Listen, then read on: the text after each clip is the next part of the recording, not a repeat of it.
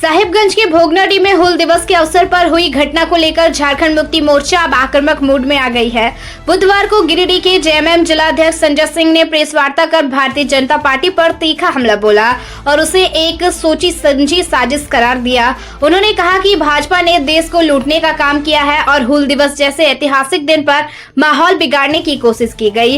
इस दौरान झामुमो जिलाध्यक्ष संजय सिंह ने मांग की है कि प्रशासन इस घटना की उच्च स्तरीय जांच कर जल्द से जल्द पूरे मामले का खुलासा करे। उन्होंने कहा कि भोगनाडी की धरती हमारे इतिहास और स्वाभिमान का प्रतीक है, जहां से सिद्धू कान्हू ने अंग्रेजी हुकूमत के खिलाफ बगावत का बिगुल फूंका था।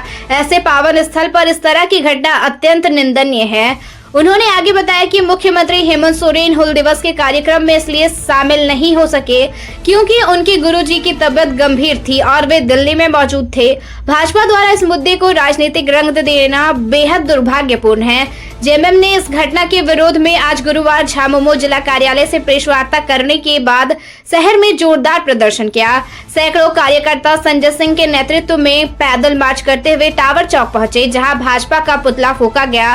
इस दौरान संजय सिंह ने कहा कि जेएमएम किसी भी हालत में अपने इतिहास और शहीदों के सम्मान से समझौता नहीं करेगी। उन्होंने प्रशासन को चेतावनी देते हुए कहा कि अगर दोषियों पर जल्द कार्रवाई नहीं की गई तो जेएमएम राज्यव्यापी आंदोलन करेगी। मंत्री रामदास सोरेन जी, राजमहल के सांसद विजय हंसदा जी, अन्य कई नेता पहुंचे थे, लेकिन भाजपा की साजिश में फंसे कुछ लोग वहाँ के राजकीय कार्यक्रम को बाधित करने का प्रयास किया। दुर्भाग्यपूर्ण स्थिति में शासन को कानून व्यवस्था नियंत्रित करने के लिए टीयर गैस और लाठीचार्ज करना पड़ा। यह दुर्भाग्यपूर्ण स्थिति है, लेकिन आखिर ये स्थिति क्यों उत्पन्न हुई? जब पुलिस की जांच हुई तो वहाँ दो व्यक्तियों की गिरफ्तारी हुई है गोड्डा पुलिस के द्वारा। एक सुधीर प्रसाद, एक गणेश मंडल उड़ीसा का रहने वाला है, सुधीर प्रसाद प्रधान का है।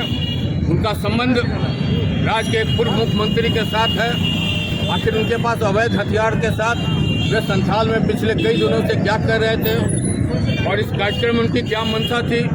क्या मुख्यमंत्री पर हमले की योजना थी या अन्य मंत्रियों पर हमले की योजना थी या भीड़ में गोली चला कर लोगों को भगदड़ मचाने की थी कि स्टैम्पेड हो जाए? आखिर कोई ना कोई साजिश तो है।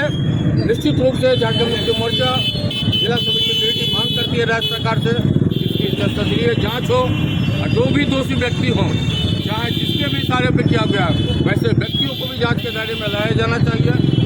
और इस षड्यंत्र साजिश को जिस प्रकार से प्रशासन ने त्वरित कार्रवाई करते हुए नाकाम किया और कोल्हान की जनता, झारखंड की जनता ने नाकाम किया है, उनको भी साधुवाद।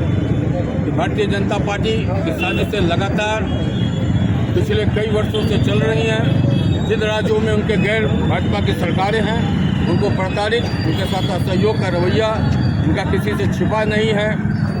दूसरी तरफ भाजपा के शासन में, केंद्र के शासन में राष्ट्र की छवि भी धूमिल हुई है।